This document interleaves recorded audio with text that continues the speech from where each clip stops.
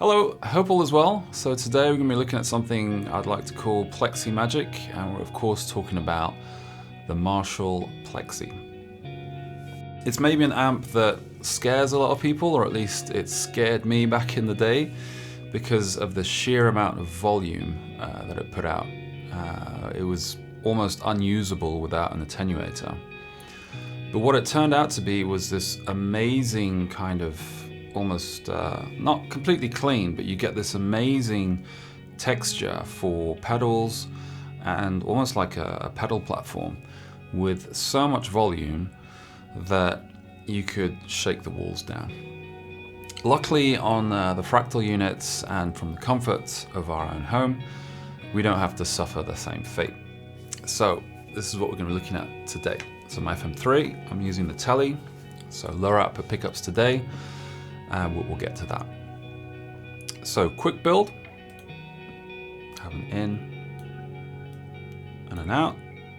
We'll hook the two together. We'll set up our amp and cab just here. And then we're going to add a few more things to that. So we'll be adding a reverb at the end. We'll add a delay as well at the end. And in front of the amp, we'll just have a clean boost for now. And we'll add some more elements later, but we'll get to that. So for the amp, as I mentioned, we'll be taking the 59 SLP jumped, which is the Plexi here.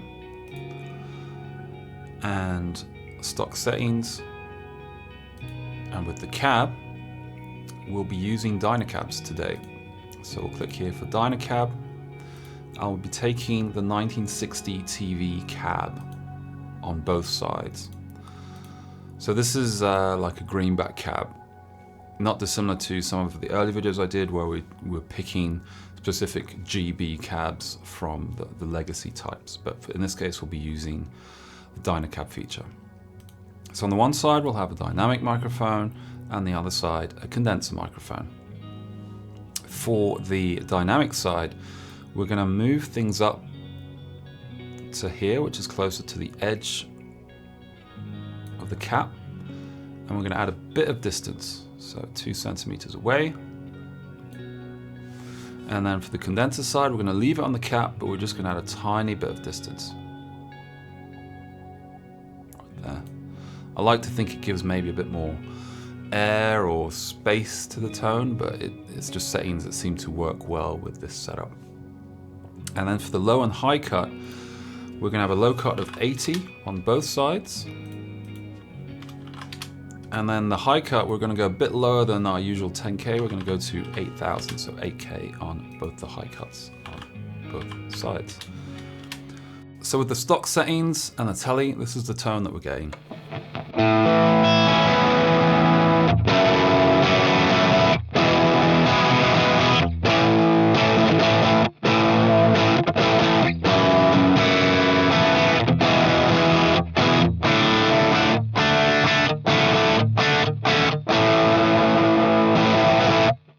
So it's quite gained up, but we'll do a few things here, a few moves here to make it a bit more docile, tame the beast as it were.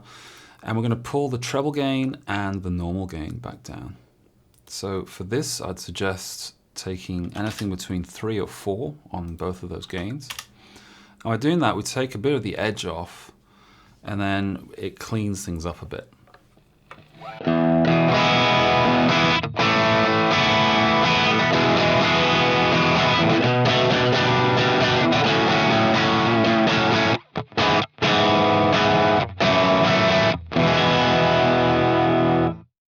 So one thing I'd really suggest is using the volume knob of your guitar. Dial back to get different tones to clean things up, and then you get a whole host of other options and also more touch sensitivity, which is a lot of fun to play. So what I like to do with this guitar is adding a clean boost up front. I've done this with a filter block. There are other ways of doing this, of course. I like having the filter block because it's maybe more visual on the preset layout. And I'll go for a boost of 8 dB, and this is with the boost on.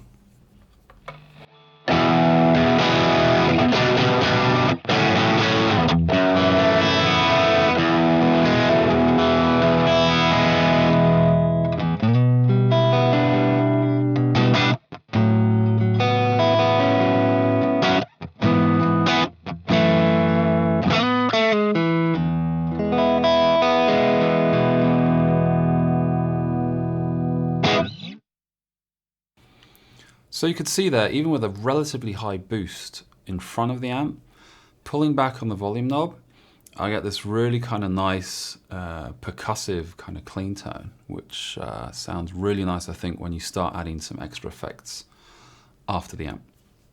So for this, we're going to be using a reverb and a delay. And for the reverb, we'll be using a medium hall. We can bump that up to 3 seconds. Mix at 20%, sounds about right.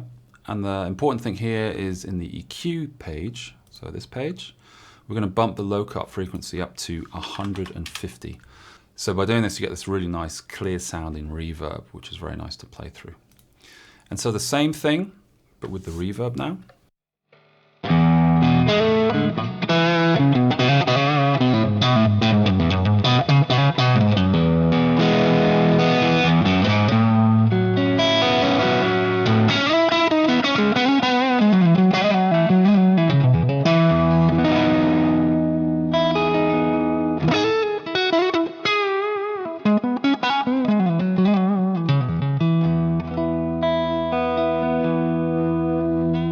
And what we'll add to this is the delay.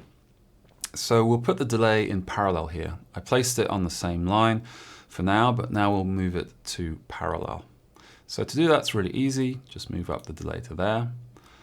The signal path will jump up like this, and you add a second path that's going through here to the reverb and then to the out. And then for the delay settings, there's a few things to change. So first off, we put the mix at 100%. And then for the level, I'd suggest going for values between -7 and maybe -10. And that's basically your mix control, or how loud the delay is when you turn it on in your preset. And the important part is the bypass mode. In this case, we'll put it as mute in. So what's going to happen is when we turn this off, it's going to mute the input of that. And so you'll still hear trails, if that makes sense, once you turn off the delay. And for the delay type, we're going to be using monotape. The only thing to change here is we're going to add a tap tempo of a quarter note. And I think we can bump the feedback up a bit. So on head 1, put that up to 30%. Have the reverb going and the delay, and this is what we get.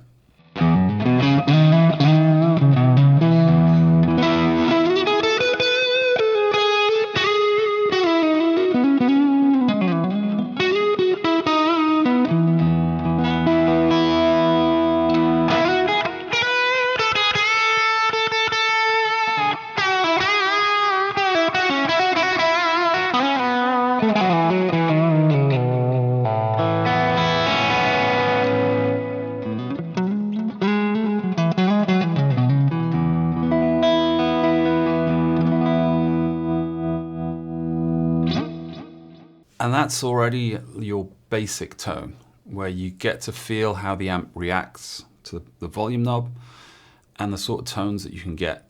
And it's a very simple setup. I mean, we're looking at just a few blocks here and a simple delay and reverb to add some ambience, and it's a lot of fun to play. You can add some more blocks out front to make things a bit more interesting, an extra drive block, for example. And drives that work quite well, I find, is, for example, the bender fuzz, which is selected here. I'd suggest just upping the level a bit between 6 and 10. Drive to taste, of course.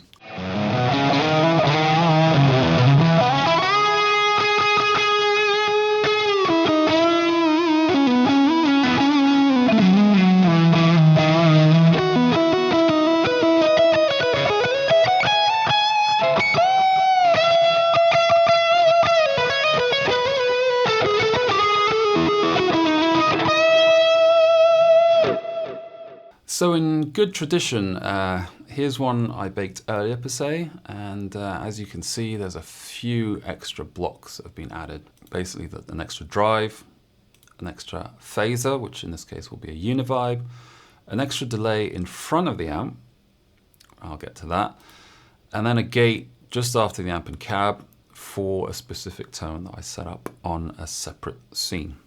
So the thinking behind having a delay in front of the amp is that it will sound different. Back in the day, These amps didn't have effects loops, and something like this wouldn't have been possible without some, I guess, some interesting kind of routine after the amp and cab, for example. So usually delays would be run straight into the front end of the amp, and that's what I'm looking at here. So I've got a few things set up to imitate a sort of old school approach to how this amp might have sounded or been used. So having, say, a delay in front of the amp as opposed to after the amp. And I've just kept the reverb on throughout because I think that gives a nice ambience and it's nicer to play. So this is with just a delay in front of the amp and the cab and the boost block on.